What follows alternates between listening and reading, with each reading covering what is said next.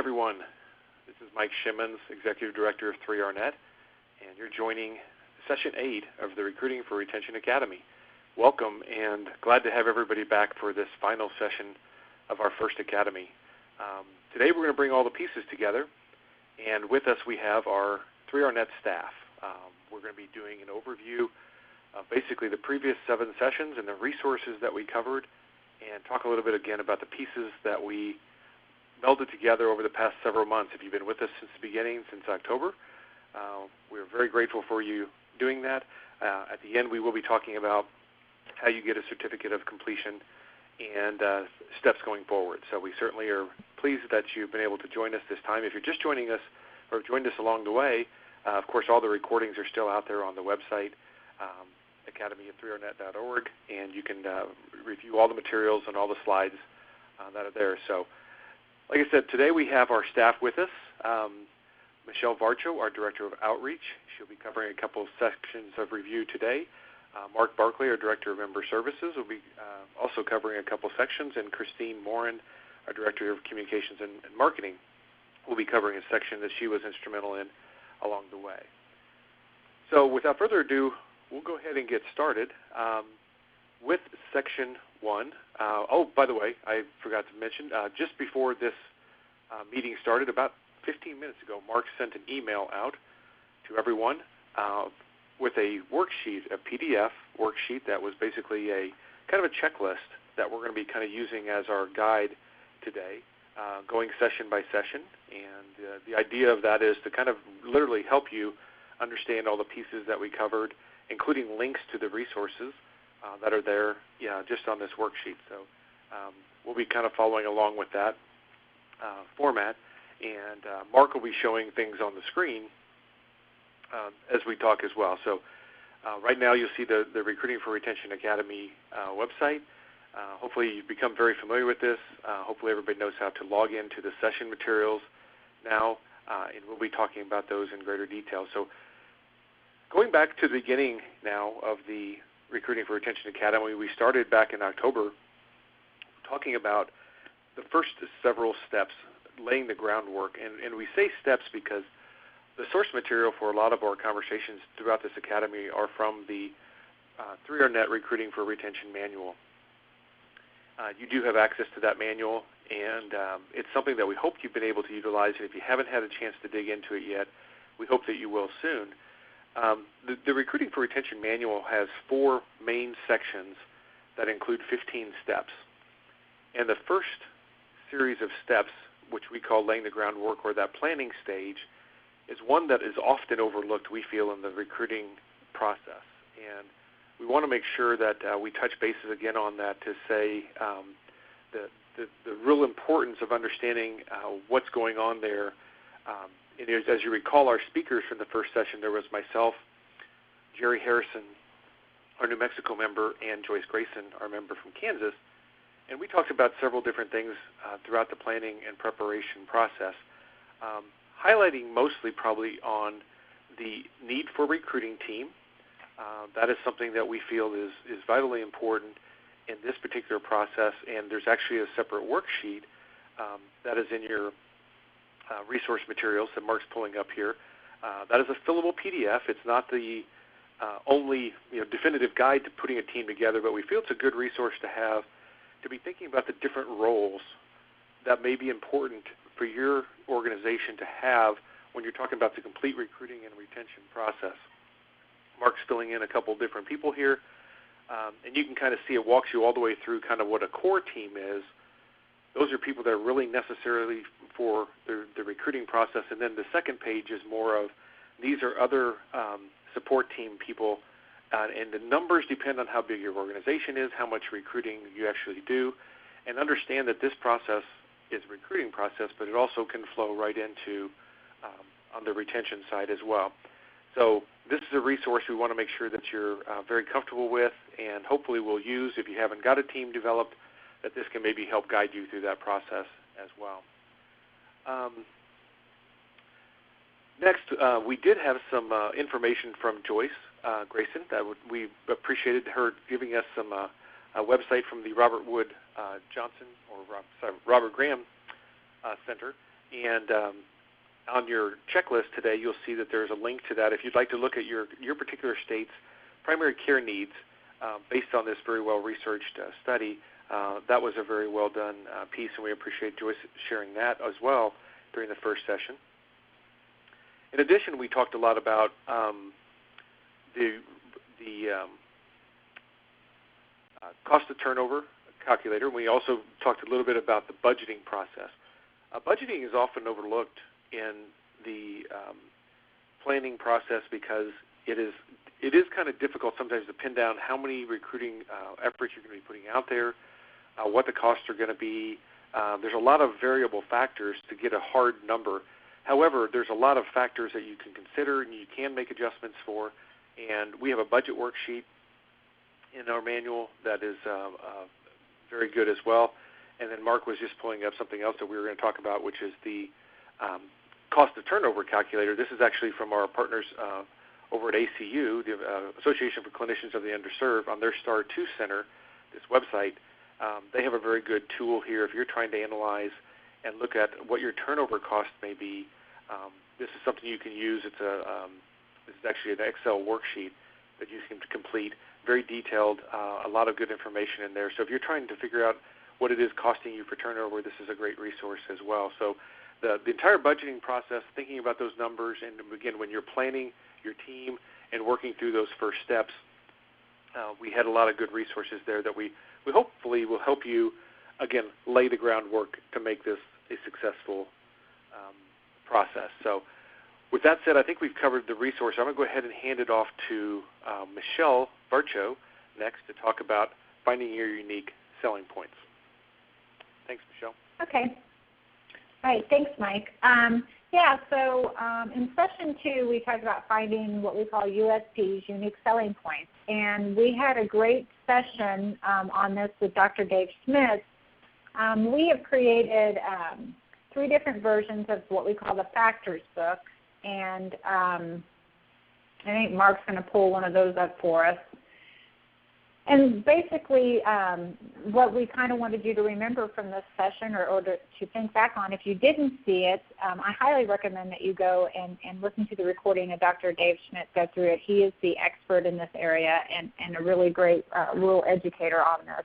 So I highly recommend that. But just to refresh your memory, we talk about the Factors book to when we say unique selling points, we want you to look for your recruiting advantage. Okay, so you go through these factors.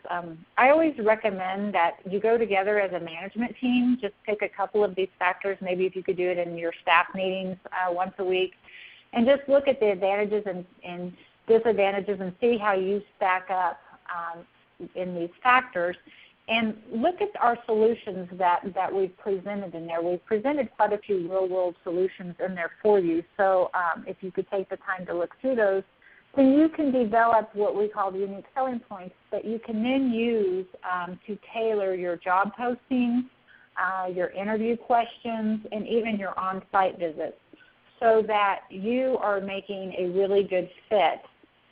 You're already getting ahead of the game to make sure that you're getting the right fit to retain that provider. Again, just to review kind of over the factors, it goes over 10 factors in 5 categories. And those categories were, again, like geographic,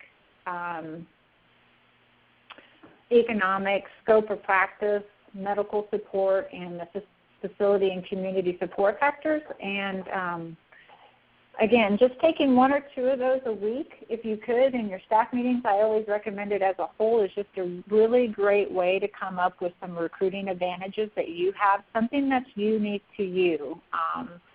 For example, I always say on the geographic factors, if you say your area has great hunting and fishing, well, so every other employer in your area can say that as well. So what can you offer that's unique? Mark, was there anything else you wanted to add to that? You're kind of with the factors too. Yeah, thanks, Michelle. So just as an overview, I mean, we kind of were hopping through it, and hopefully you were able to follow along. But again, all of these resources that we're talking about are linked on that PDF that you just got emailed out to you, and also all of them, including all of the recordings under session materials here. And with the factors books that Michelle was just talking about, we were looking at the Community Health Center version of that factors book, but there also is a specific version with different factors for critical access hospitals and rural health clinics. And like Michelle said, when we're looking at the factors, it's kind of neat because you can kind of look through, you can pick them out, you can find ones that are relevant for you, your facility type, your community type, but how it's really meant to be used is, for example, if we were looking at access to a larger community, you could simply pull this up, say, what does this factor mean? Why is it important to incoming providers? What might it look like if your facility has an advantage in this? So what might it look like if your facility has an advantage compared to your competitors in relation to access to a larger community? So maybe in your state that means you're 45 minutes away from a major airport where your provider can come in and get out of town and take vacations quickly or something like that. Maybe that's an advantage. Or maybe in your state, like in my state, North Dakota, if you're an hour and a half or 2 hours away from a major airport, that's still considered a competitive advantage compared to some of the other folks doing recruiting across the state. So, or on the flip hand, you could look at this and say, what does it look like if my facility or community might have a challenge in this factor? And then, like Michelle said, what are some ideas for solutions to challenges? So if we identify that access to a larger community is a challenge in our facility, in our community, what might be some ideas that we could implement in our facility to kind of help overcome what we've identified as this challenge in relation to bringing in providers?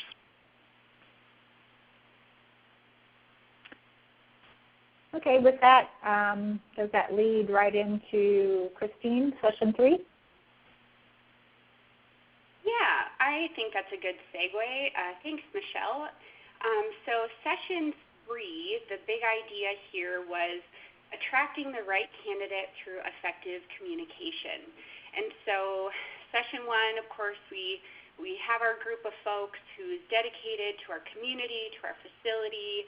Those are the key people who are going to help us figure out who it is we're looking for. And of course, then it takes us to what Michelle just talked about, figuring out, what makes us stand out? How are we unique? And if there are a few areas we struggle with, what are some creative ways that we can fix those issues? And so really leading that into session 3, what we focused on was, how do you get those messages across to those potential candidates? And a lot of the resources we talked about were electronic resources. So if you recall back, we talked about job postings, and of course, I'm sure many of you on the phone are well-versed in how that's done, how that's put together. And of course, a lot of that is done online. We also talked about how in many instances, the first impression a candidate is going to get of your facility or the first impression of your community, again, is going to be online. And so we talked about a lot of resources out there, that you can use that are low cost, in some instances free of cost, to really make sure that you look professional, and again, you're getting the right message out there about your facility and your community. And so I just wanted to highlight a few of those resources again that we covered in session 3. We talked about TechSoup, which is a free website for nonprofits where you can get different software. We talked about Fiverr.com, which is a website where you can get all sorts of graphics, any electronic, all sorts of things, videos, infographics, social media information, blog posts created, and everything starts at $5. We talked about 360-degree images, which you can do through Facebook, and that's a great, I always think of those with real estate, so that's a really great way to show off your facility and give someone a glimpse into what that looks like in person.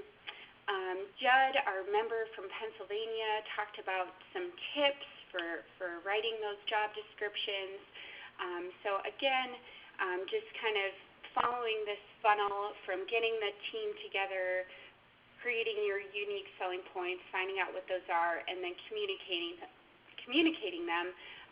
We had a lot of resources there. Two more that I'll mention before I turn it over. Google Ad Grants program. If you're a nonprofit, you can go through this program and receive up to $10,000 a month in free Google advertising.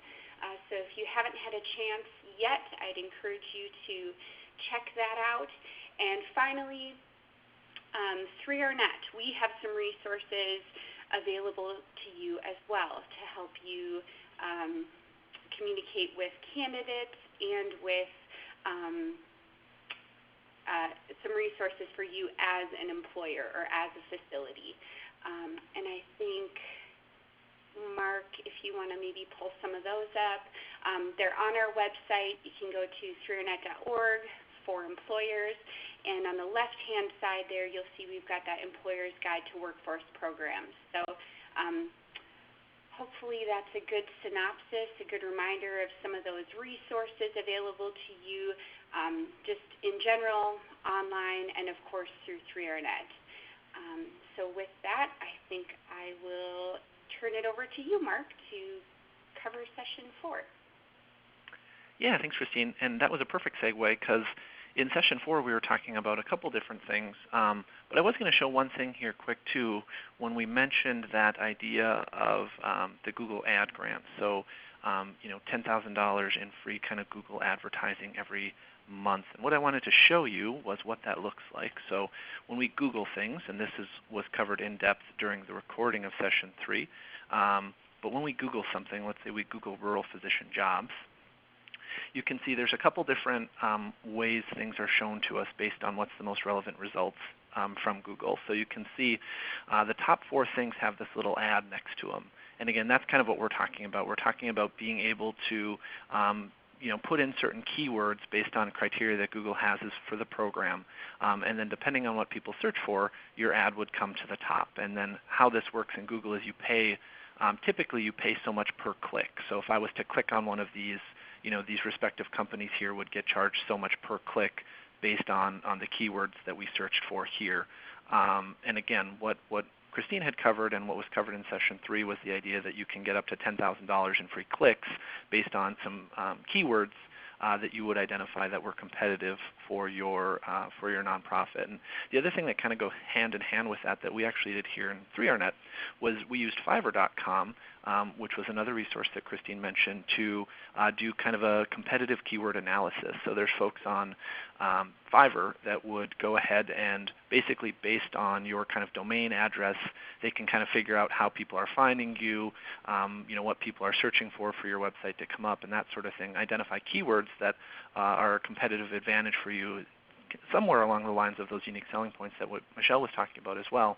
But then the idea would be you could use that resource, maybe pay $5 or $10 for that competitive keyword analysis, and then using this Google Ad Grants program, potentially get your organization out there in front of more physicians, more providers when they're doing Google searches. So just wanted to wrap that up. But also building on Christine's idea here then with this Employer's Resource Guide, one of the ways we segmented from session 3 into session 4, which was free and low-cost resources for rural and underserved recruitment, was the idea that nobody's kind of going about this alone. So there are all sorts of people and resources within your state and resources across the nation that are here to help. So that was what we covered in session 4. We covered things like loan repayment programs. Do you know if your facility is in a health professional shortage area or not? Have you worked with your 3RNet member? Have you contacted ACU to find about potential resources that are available to you through that organization? Again, lots of organizations, lots of people out there to help you. And we had some neat slides about that in session 4, but just to highlight a couple of those things. Again, loan repayment, we're all fairly aware of that. We're going to talk about the J-1 visa waiver program here in a second, but I think the biggest takeaway for me from session 4 was the idea of, do you know who your primary care office person is? In basically every state, your primary care office, every state has a primary care office, a PCO office. In basically every state, that person is going to be responsible for programs like the National Service Corps, state loan repayment, designations of HPSAs, and if they're not working on those programs themselves, they're certainly going to know who to connect you with. So in this resource, in this in this employer's resource, Employer's Guide to Workforce Programs, and then also on the PDF that we sent you, we have a link there to find your primary care office person. So if we open that up, it's really easy to use. You can go through, you can find your state to say, okay, I'm in Alabama, I want to know who my director is, I want to know who my HPSA contact is, my National Service Corps contact, and then my J-1 visa contact. And again, these are all people that work for Department of Health in your state. So these are all typically within the Department of Health or subcontracted through the Department of Health in your state. And again, great people to know, great people to work with here in the state primary care offices. And then the other thing we talked a little bit in session 4 about as a free or low-cost resource was, of course, just using 3RNet as a resource to post jobs, to get candidate referrals. You saw there when we were covering kind of the Google stuff, when I Google rural physician jobs, you can see we have these paid ads at the top, but the first organic results, the first results that aren't paid for, are both 3RNet. So we have roughly about 10,000 visits to our website every month. We have about 300 new candidates that register with us every month as well. You can see right now we have over 4,100 active jobs. And how 3RNet works, again, is what you would do is you would apply to be an employer, which you can do right here under For Employers.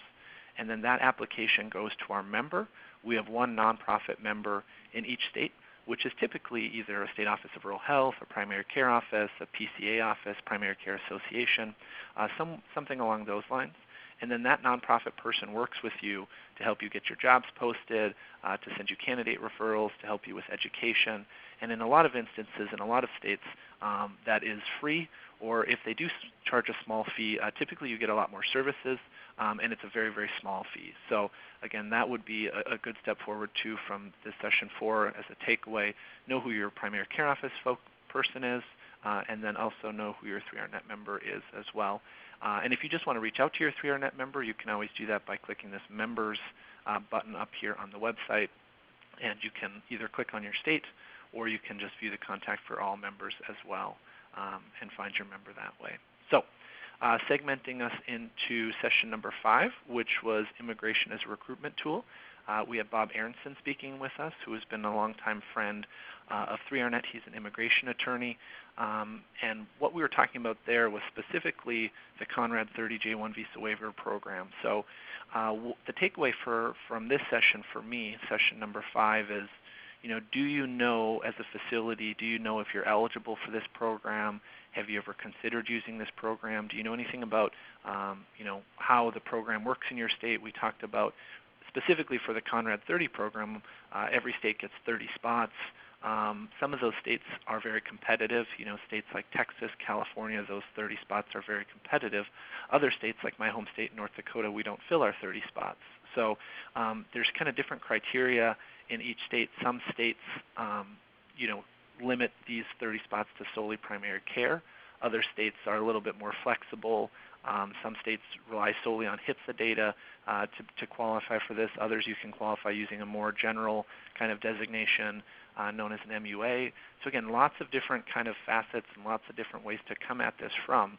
But as a whole, immigration as a recruitment tool, and specifically the J-1 Visa Waiver Program, these are some top physicians in the country. It's a very competitive process typically for an international medical graduate to get accepted into a U.S. residency. So if you choose to pursue this program, certainly there are some paperwork and some things you have to do that way. But typically, if you use this program, take advantage of it in your state, there are a lot of great physicians out there with a lot of good skill sets and a lot of things they can bring to your community as far as patient care. So again, as a takeaway of this session, I would certainly contact your PCO office and make sure you know how that program runs in your state. Mark, go ahead. The only thing I would add is just as another resource under this would be the one that you already pulled up, the Employer's Guide to Work programs that we have. it's a lot of information in there about the J-1 visa waivers, and you already had it as the employer's guide.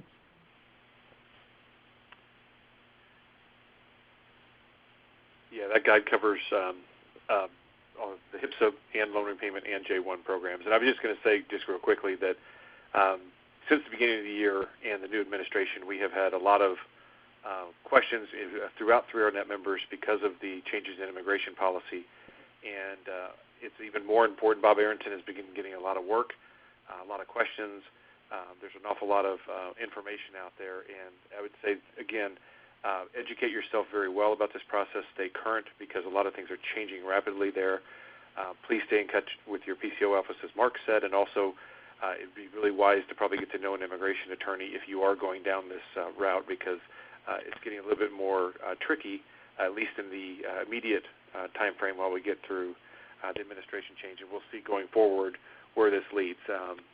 But it was an awesome session. We do appreciate Bob's time, as well as Anna Rossetti, our member in Arizona, who helped point out some things they do with their program. So thanks, Mark.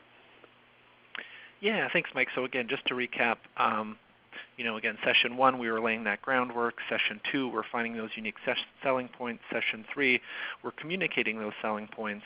And Sessions 4 and 5 were really all about, tools, people in your state, people across the nation that can help you take what you learned in Sessions 1, 2, and 3 and leverage those programs, leverage those federal dollars, leverage those federal great programs like the National Service Corps, state loan repayment programs, federal programs like the Conrad 30 J-1 visa waiver program. So again, the whole idea of Session 4 and 5 was building on those first 3 sessions and then really leveraging those federal and state programs, leveraging those people that are really across the state and across the nation to help you. So after that, we kind of melded that into Session 6, playing matchmaker, which Michelle's going to cover for us. Okay, thanks, Mark. So as Mark said, we've done the things where we've done our planning and we've created our budget and we've gone through the factors and looked at our unique selling points. We've figured out our partners and for our collaboration in screening and finding. And so now we've identified candidates that we want to talk to. So in Session 6, it was really about, okay, so I have someone I'm interested in, and Debbie Gleason did a really good job of talking about types of behavior-based interviewing. And so that's where in this session you, again, take those unique selling points and you tailor your interview questions so that you know that you're getting the right fit for your facility. This is the key piece to me, I believe one of the main pieces that helps with retention. So through your screening, through your interviewing, you should be able to come up with a match. And so Debbie did a really good job on talking about behavior-focused interviewing. In our manual, on Part 3 of the manual, we talk about screening candidates, just remembering that behavioral-focused interview is really great. Situational type questions, how a candidate might react to a scenario they face, is another good way to feel out and see if they are a right fit for you.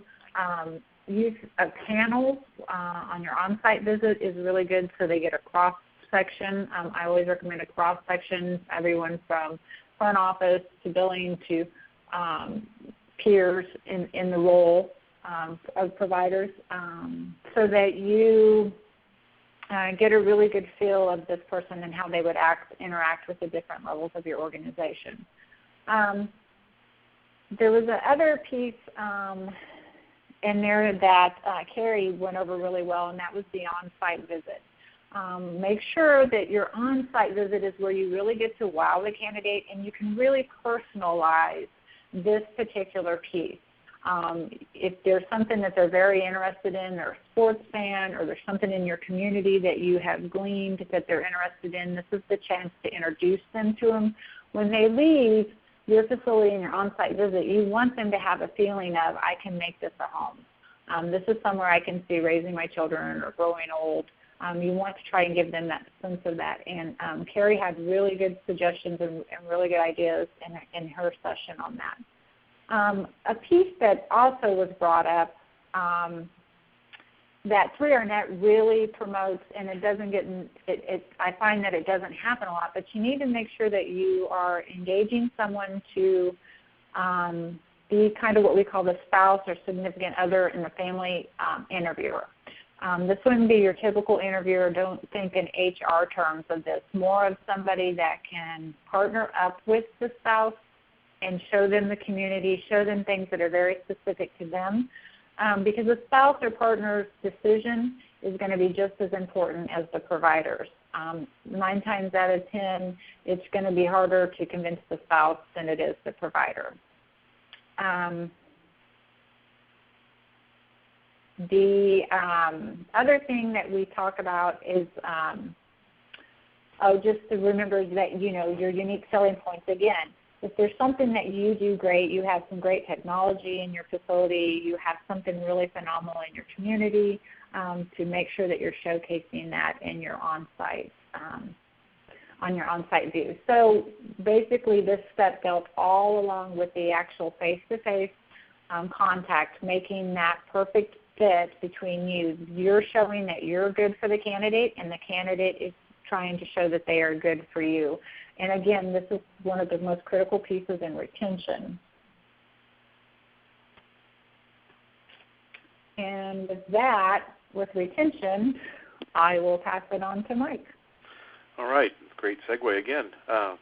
Appreciate the lead up to this. And again, we've now worked our way through the process where hopefully you have hired the very best candidate that you can. You've done all your screening, appropriate questions. You've worked your way very hard to this point, and let's say you get the signature. You have been successful, and you throw a little party, maybe even a big party, that you successfully signed that new family physician that's going to really help your clinic or your facility out.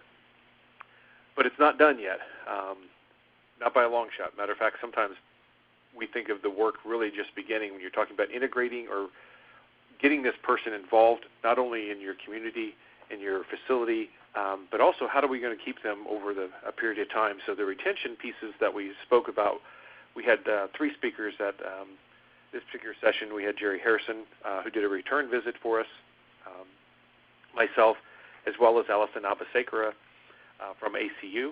And we talked about different parts and different opportunities, a way to look at retention.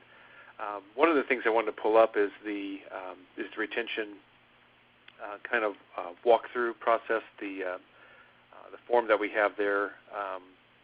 There you go, Mark, that planning worksheet.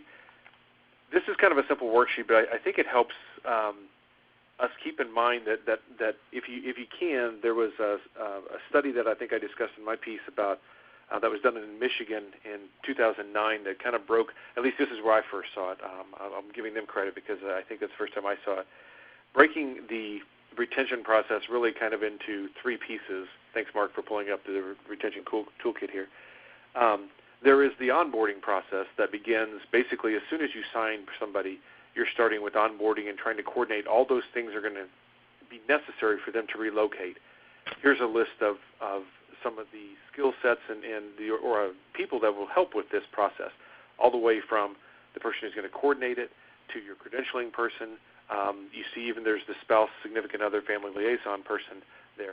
All of them have a role to play to help successfully transition the person, whether if they're coming from residency or they're coming from another community as a practicing provider into your community. You want to welcome them and get them set up so when they start work, a lot of those things are behind them.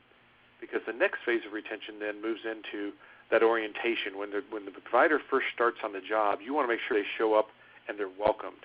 They don't have to look for where their computer is. They have a lab coat. They have business cards. They have a nurse. They have everything that they kind of need to start that practice. So if you've onboarded them correctly and efficiently and worked through all those possibilities, then you get to the orientation. You're going to introduce them to the community. You're going to introduce them to your medical practice, to your hospital. You want to have them welcome in that situation. So that's kind of the immediate, and that's actually a pretty short period of time. Really, it's usually about the first few weeks right around their start date when they've arrived in the community and when they start their job, and for the first few weeks afterwards. After that, then, it is certainly an ongoing process of retention. Retention meaning, to me, communication. how are you going to keep communicating with that health professional that they're doing a good job or how they're doing in their job? Also, how are you reaching out to the family? You've spent a lot of time with both the provider and their family. You don't want to just cut them off and say, okay, you're here now, good luck. You're going to keep, that's not where you're going to keep going, helping them, including them in activities, making sure that they're adjusting to the new environment.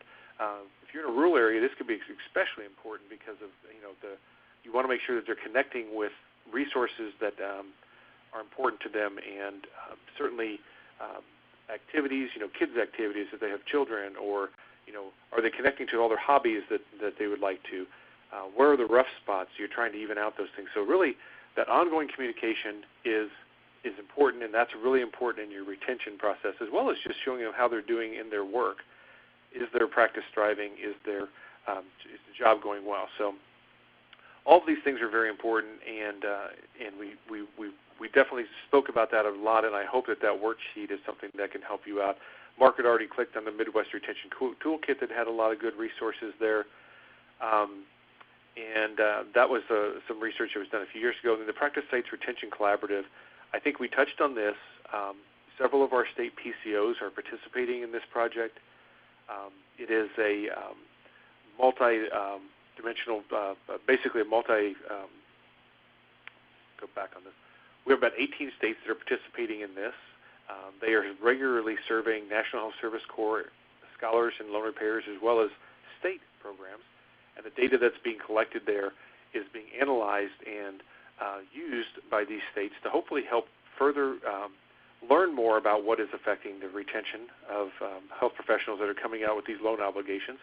And then hopefully, again, the states can use these to improve their programs, improve their performance and retention, and basically serve the basis as a collaboration across the country of these states. You'll see Mark's got the list of the states up there that are currently participating. Most of these are participating through their primary care office. Sometimes they're working in partnerships with other agencies.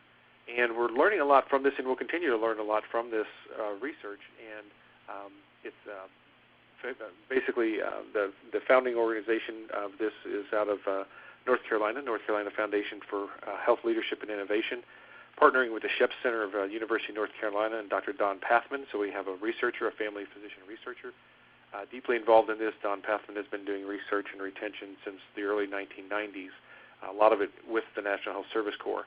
So there's a lot of information coming out of here. I don't know if you would see this directly in your work, but I hope that you would feel the impact through your 3RNet members and some of your state partners, some of those free and low-cost resources that we talk about. Mark has just pulled up one of the first studies they put together a couple years ago. There will be an additional study coming out this year of what has been learned since this first study was put together back in 2012. So be looking for information like that. 3RNet is a very good resource for that. Your primary care offices are certainly good places for that. Your state offices of rural health also can be great people to work with in that. So the retention side of things is very big. We have it's always difficult to go through retention in like an hour and a half because there are so many different ways to look at this. So we appreciate the resources we're able to give you. We're here to continue that look. And with that said, I think we're going to go ahead and look at session 8, which is today. We're going to talk about going forward. You've now kind of walked yourself through the entire process from laying the groundwork now all the way through retention. Those are the main steps of the Academy as we saw it this year. And I want to have Mark touch on, I think, just the next couple of things as far as logistics of Session 8. We do want to thank, actually before we do that, Mark, can you pull up our list of presenters? We had several great faculty members. We've mentioned a few here today, but I just want to make sure that everybody knows that their bios and photos are here on our Academy. We appreciate all of them for their time and effort in this.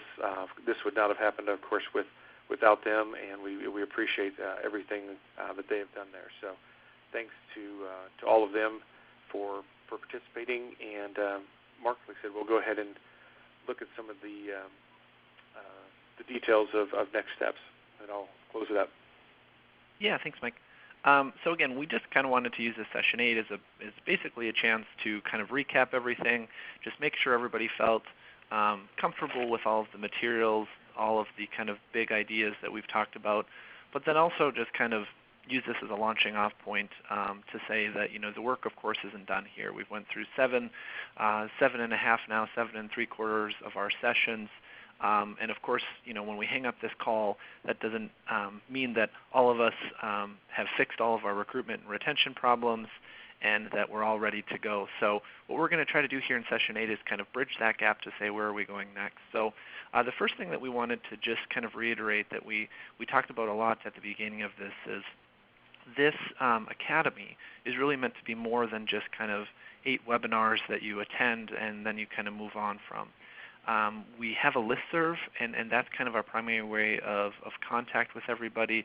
So, our first bullet point there in session number 8 was that keep in mind that this listserv, which you can access under session materials and then top resources listserv, this is something that you can pull up, and it's graying it out on your guys' screen right now. But what that does is it pulls up an email. Let me just share my whole screen with you guys here so you don't see a big gray blob. Okay, so that's better. So, so you just click that button, you click that listserv button, and then you'll pop up an email. And by sending this email, that's going to everybody that's participating in the Academy. So it's kind of neat. We had about 460 healthcare facilities sign up for this year.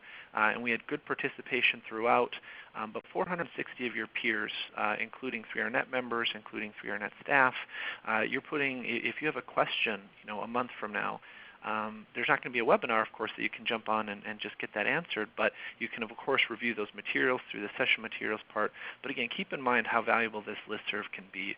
Feel free to put any sort of questions out there, any sort of comments, resources that you have found helpful, because in this way then we're not just learning by watching kind of a static webinar and moving on, but we're really kind of learning in real time by folks across the nation that are out there doing this every day. So keep in mind how valuable this Academy listserv can be, and that is going to be up and running for the foreseeable future until we get to the fall and start our next Academy next year. The other thing that we wanted to make sure that everybody was aware of is the kind of process for getting your certificate of completion. So it's a pretty easy process. All you have to do is there is a link to a quick little evaluation on that session 8, on that PDF that I sent out earlier under session 8 where it says complete the Academy evaluation. That will link you right to this. It's just a little quick 10-question survey. And basically what we're trying to figure out here is how can we make this better for next year. We've kind of already committed to doing an Academy next year. Again, we had such great participation this year. We want to make sure we keep it going next year. There's a lot more states, I think, that are excited to join next year and excited to get the information out to the facilities across their state. But we want to make sure that we don't just kind of recap the exact same stuff that we talked about this year. We want to make sure that next year we tailor it, that we're talking about the most relevant things, the most current things, and maybe take a little bit different approach to what we do, so we're not kind of doing the same thing year after year. But basically all you have to do to get your certificate of completion is just fill out this 10-question survey. By default, we're going to email. We figured most people would want their certificate of completion via email, so that's how we have it kind of set up here. You just put in your name, where you're from, your city and your state, and then your email address, and then we will email you your certificate of completion. If you want something printed, we can certainly do that as well. We'd be happy to print one off and mail it out to you as well. Just let us know. We just need to know that, so just shoot us a quick email with your mailing address, and instead of emailing you one, we will mail you out one as well. So really pretty easy to get that certificate of completion. Again, it's linked on that PDF that I sent out earlier today. Just fill out the survey, and that's all you have to do to get your certificate of completion. Also, when I send out the recording of this session tomorrow, I'll make sure that I include the link for that, and also include the link here under session materials for session number 8 as well. And then again, the last thing we were going to leave you with here as far as content type stuff was just make sure that you stay in touch with us. So as I mentioned before, 3RNet, really easy to get a hold of your member. There's a member in every state that's just there to help you, serves in a nonprofit way, that's just really there to help you post jobs, be an education service, and give you some candidate referrals that come through 3RNet as well. We have 53 members currently. We're working on our 54th in the state of Connecticut. But keep in mind that in our last fiscal year, which was, so fiscal year 2015, those 53 members accounted for over 2,400 healthcare professional placements across the country. So our members are out there doing great work every day. And again, make sure you contact them. And of course, make sure you contact us as well. Keep in touch with us. We have our 3RNet staff information listed there as well. You can always get a hold of any of the four of us, and we're always happy to help with whatever you would need. So with that, I'm going to turn it back over to Mike just to kind of wrap things up. All right, Mark, I really appreciate it. I was going to ask you, Mark, have we gotten any questions on this session yet? That's one thing I didn't ask. We knew that we were doing kind of an overview. If we come up with any questions, we'd certainly be able to take them here. But really in closing, we wanted to say thank you to everybody that participated in this and everybody that made this Academy possible. It was an outstanding success with over 460 registrations. That was outstanding, and I think what it pointed out to us is there's still a great need out there for this kind of information. We hope that you found sessions and sections and materials and certain things that were helpful. Maybe not everything was directly affecting your job, but we hope that you found nuggets in there throughout the entire time.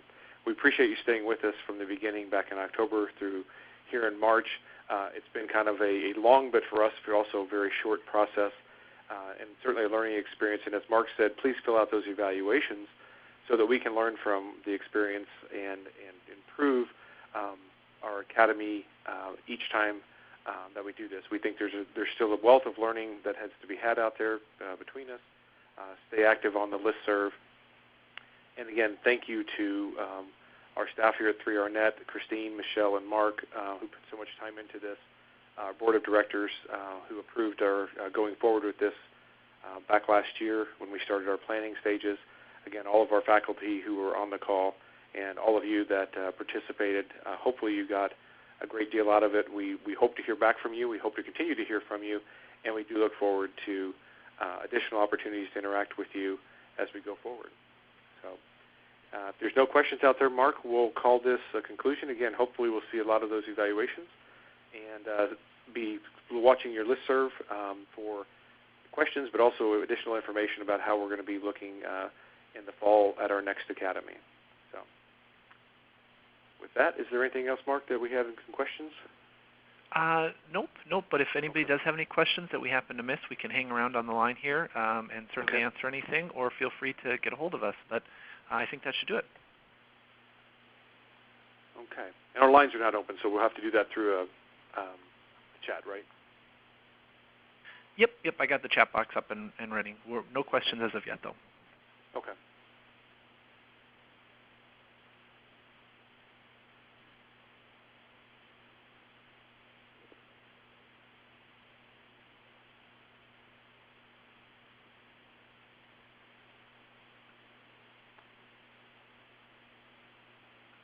Okay. All right. We haven't seen any questions. Yeah. Yep. No, I think we're good, Mike. Okay. Well, again, thanks to everybody who participated in this first Recruiting for Retention Academy. It's been a great success. Hopefully it has meant a lot to you, and we continue to look forward to our other interactions with you, and hopefully we can be of an assistance. To all of our members out there who helped with this and also participated, thank you very much for your support, and we'll talk to all of you very soon, and we'll see you on the listserv. Thanks a lot.